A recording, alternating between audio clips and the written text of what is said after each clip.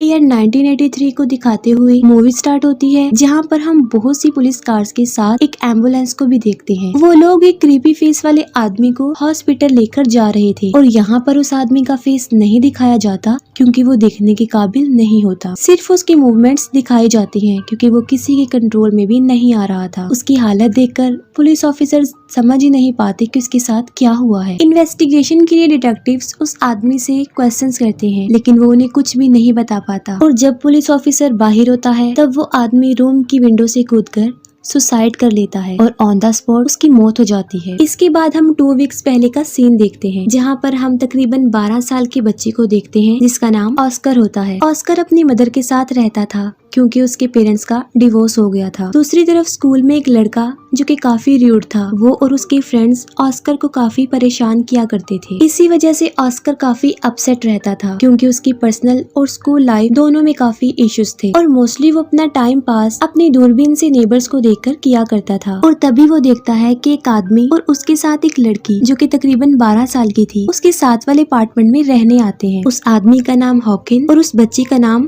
इलाई होता है। ऑस्कर इलाई को अपने डोर के होल से देखता है और सोचता है कि वो भी उसकी एज फेलो है। रात को ऑस्कर अपना गुस्सा एक ट्री में नाइफ के जरिए स्टैब करके निकाल रहा था और तभी वहाँ पर इलाई आती है और उसे ऐसा करता हुआ देखकर वो पूछती है कि वो क्या कर रहा है, जिस पर ऑस्कर उसे आंसर करता है नथिंग, यानी कि कुछ नहीं। ठीक तभी ऑस्कर उसे इम्प्रेस करने और उससे फ्रेंडशिप करने की कोशिश करता है, लेकिन इलाई उसे वहाँ से ये कहकर चली जाती है कि वो लोग कभी भी फ्रेंड्स नहीं बन सकते। फिर हम हॉकिन को देखते हैं जो कि एक लेडी की कार में मास्क लगाकर बैठा हुआ था और जैसे ही कार अपने स्टॉप पर रुकती है, हॉकिन मौके का फायदा उठाते हुए उस लेडी को जान से मार डालता है और उस लेडी की डेड बॉडी को लेकर वो एक जंगल में जाता है, जहाँ से उसकी बॉडी से सारा खून निकाल लेता है और उसे घर ले आता है और घर लाकर वो ब्लड इलाई को दे दिया जाता है। फिर इलाई और ऑस्कर दोबारा मिलते हैं और ऑस्कर उसे एक पजल क्यूब सॉल्व करने के लिए देता है क्योंकि इलाई को पजल्स बहुत पसंद थे। तब इलाई ऑस्कर को अपनी एज बताती है। वो कहती है कि वो भी 12 साल की है, जिस पर ऑस्कर खुश हो जाता है और फिर ऑस्कर वहाँ से चला जाता है। इसके बाद हम एक आदमी को देखते हैं जो कि अपने घर की तरफ जा रहा होता है और वो इलाई को एक सुनसान जगह पर बैठे हुए देखता है और जैसे ही वो आदमी इलाई के करीब आता है, इलाई उसे बहुत ही ब्रूटल तरीके से मार डालती है और उसे मारने के बाद उसका खून पी जाती है। और यहाँ पर हमें पता चलता है कि इलाई एक नॉर्मल लड़की नहीं है, बल्कि वो ब्लड सकर है, यानी खून चूसने वाली। और प्रीवियस नाइट हॉकिन जो ब्लड इलाई के लिए लाया था वो इसीलिए लाया था क्योंकि वो लोगों का खून पीकर जिंदा है और जब उसे इंसानी खून नहीं मिलता तो वो अपने कंट्रोल से बाहर हो जाती है। और जब हॉकिन को इस बात का पता चलता है कि इलाई ने उस आदमी को मार डाला है, तब वो उसकी डेड बॉडी को छुपाने के लिए घर से निकल पड़ते, जिसे ऑस्कर भी देख रहा होता है, लेकिन उसे कुछ भी समझ नहीं आ रही होती। और हॉकिन उस आदमी की डेड बॉडी को स्केटिंग एरिया के पास ही दफना देते हैं। फिर ऑस्कर और इलाई जब दोबारा मिलते हैं तब ऑस्कर देखता है कि इलाई ने इजीली वो पजल क्यूब सॉल्व कर लिया है, जिसे देखकर वो काफी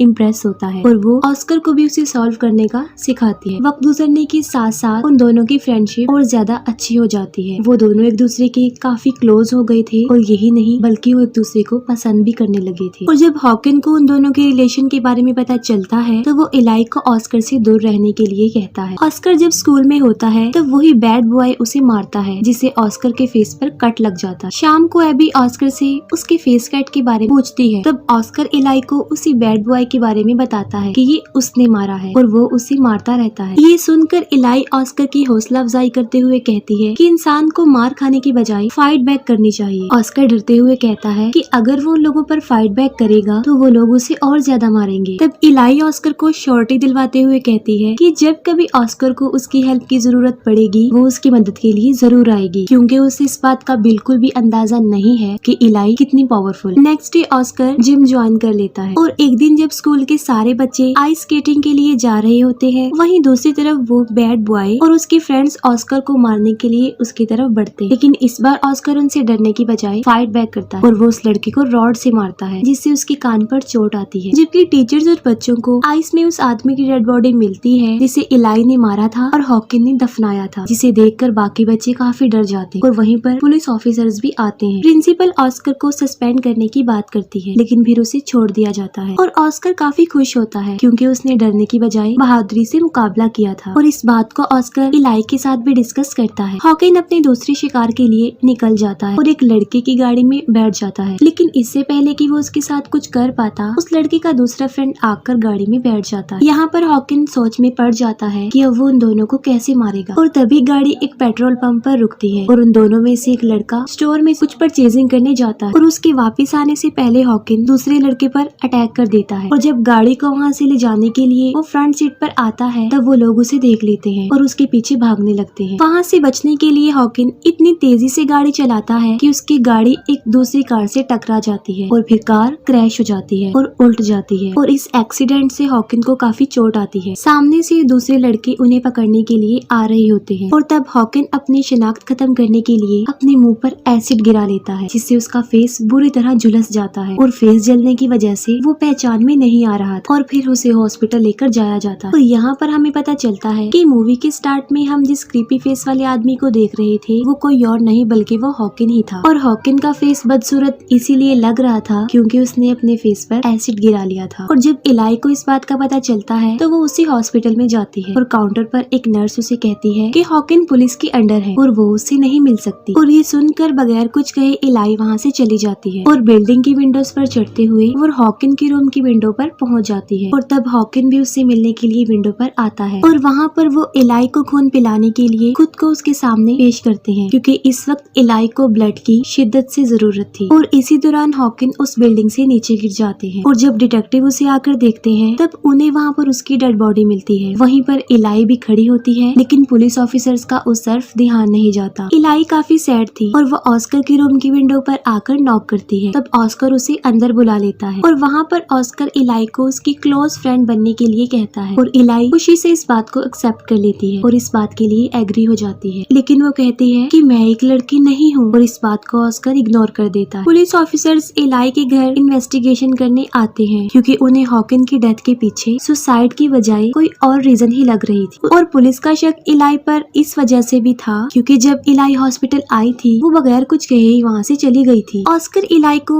एक सीक्रेट प्लेस में लेकर जाता है जिसके बारे में किसी को भी कुछ नहीं पता था और वहाँ पर ऑस्कर इलाई से ब्लड रिलेशन बनाने के लिए अपने फिंगर को कट करता है और ऐसा करने के लिए वो इलाई को भी कहता है। ब्लड सकर होने की वजह से इलाई जब ऑस्कर के ब्लड को देखती है तब वो अपने कंट्रोल में नहीं रह पाती है। तब उसका असली रूप ऑस्कर के सामने आता है। अब क्योंकि वो ऑस्कर को कोई नुकसान नहीं पहुँचाना चाहती थी इसलिए वो वहाँ से भाग जाती है और वहीं पर रहने वाले वो एक कपल को देखती है और उस कपल में वो फीमेल पर अटैक कर लेती है और उसे काट लेती है। और ये सब माजरा ऑस्कर भी देख रहा था और अब ऑस्कर इलाई के रियलिटी के बारे में जान चुका था कि वो एक नॉर्मल इंसान नहीं है बल्कि एक वैम्पायर है जो लोगों का खून पीती। फिर ऑस्कर अपने फादर को कॉल करता है लेकिन वो उससे कुछ खास बात नहीं करते। ऑस्कर काफी दुखी होता है क्योंकि जो इलाई की सच्चाई थी वो उसे एक्सेप्ट नहीं कर पा रहा था क्योंकि अब वो इलाई से प्यार करने लगा। तब ऑस्कर इलाई से बात करने जाता और वो उसे अपनी रियलिटी के बारे में बताती है कि वो एक वैम्पायर है। उसे जिंदा रहने के लिए जिंदा इंसान के खून की जरूरत होती और अगर वो उसे ना मिले तो वो खुद पर कंट्रोल नहीं कर पाती। वो कहती है कि वो किसी को भी नुकसान पहुंचाना नहीं चाहती लेकिन उसकी नीड की वजह से उसे ऐसा करना पड़ता है। ऑस्कर इलाई से पूछता है कि वो कब से 12 साल की है, जिस पर वो कहती है कि मैं कई सालों से 12 साल की ही हूँ, यानी उसकी एज नहीं बढ़ती। तब ऑस्कर को टेबल पर एक पिक्चर नजर आती है जिसमें इलाई के साथ एक दूसरा लड़का था। तब ऑस्कर उस पिक्चर को देखकर जेलिस फील करता है और गुस्से में वहाँ से चला जाता है। दूसरी तरफ वो लेडी जिसे इलाई ने काटा था वो काफी अजीब बिहेव कर रही थी क्योंकि वो भी अब ब्लड सकर बन गई थी और वो खुद को ही काट रही थी। सुबह के वक्त ये वैम्पायर सूरज की रोशनी बर्दाश्त नहीं कर पाते और जैसे ही नर्स दरवाजा खोलती है सूरज की रोशनी की वजह से वो लेडी जलने की वजह से मर जाती है और उसके साथ साथ वो नर्स भी जलकर मर जाती है। डिटेक्टिव जब ये देखते हैं तब वो काफी हैरान और परेशान हो जाते हैं। ऑस्कर की डोरबेल बजती है और जब वो चेक करता है तब वहाँ पर इलाई आई थी और वो ऑस्कर को कहती है कि उसे अंदर आने के लिए कहे, लेकिन ऑस्कर उसे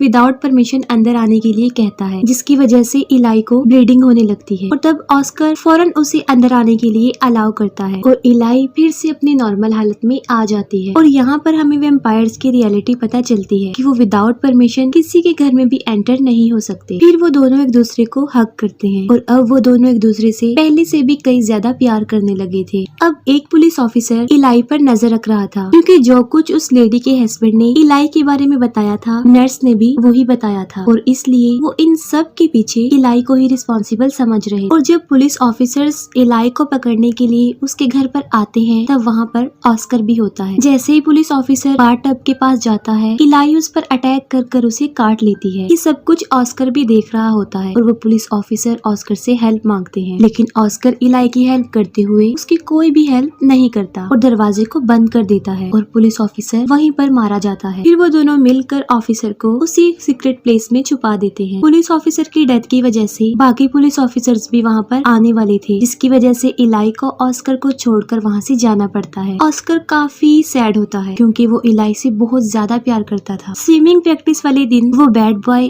और उसके बाकी फ्रेंड्स ऑस्कर से रेवेंज लेने के लिए वहाँ पर आते हैं। जैसे ही प्रैक्टिस शुरू होती है, वो टीचर को कोई झूठ बोलकर वहाँ से बाहर भेज देते हैं और टीचर के वहाँ से जाने के बाद डोर को अंदर से लॉक कर देते हैं और बाकी बच्चों को भी स्विमिंग पूल से बाहर निकाल दिया जाता है। और वो लोग ऑस्कर को काफी परेशान करते हैं। वो ऑस्कर को टॉर्चर करते हुए कहता है कि उसे पानी में 3 मिनट तक सांस बंद करके रहना होगा और अगर वो ऐसा नहीं कर पाया तो वो लोग उसकी एक आंख निकाल देंगे। काफी देर ऑस्कर पानी में रह लेता है, लेकिन फिर उसकी हालत खराब होने लगती है और तभी वहाँ पर इलाई आती है और वो उन तीनों को बुरे तरीके से मार डालती है। ऑस्कर पानी से बाहर आता है और उसकी हालत काफी खराब होती है और यहाँ पर वो इलाई की लॉयलिटी देखकर अपना सब कुछ छोड़कर उसके साथ जाने के लिए एग्री हो जाता है। और जब ऑस्कर ट्रेन में होता है तब उसके सामने एक बहुत बड़ा बॉक्स पड़ा होता है और उस बॉक्स के अंदर इलाई थी, क्योंकि सुबह के वक्त वैम्पायर्स खुले में नहीं रह सकते थे और वो लोग अपनी न्यू लाइफ की स्टार्टिंग के लिए निकल जाते हैं। यहाँ पर हमें पता चलता है कि ऑस्कर जब इलाई के घर गया था और उसने इलाई के साथ जिस बच्चे की पिक्चर देखी थी वो कोई और नहीं बल्कि हॉकिन था। अब क्योंकि इलाई तो कई सालों से 12 साल की ही थी, वो बढ़ती नहीं, लेकिन हॉकिन बढ़ते बढ़ते बूढ़ा हो गया था। अब क्योंकि हॉकिन मर चुका था तो इलाई को सरवाइव करने के लिए ऑस्कर की जरूरत थी और इसीलिए वो उससे फ्रेंडशिप कर लेती है और उन्हें प्यार भी हो जाता है। अब क्योंकि वो दोनों एक दूसरे को प्यार करते थे तो इलाई ऑस्कर को काट कर उसे भी वैम्पायर बना दे और वो दोनों हमेशा एक दूसरे के साथ लाइफ स्पेंड करेंगे और यहीं पर ये मूवी एंड हो जाती है।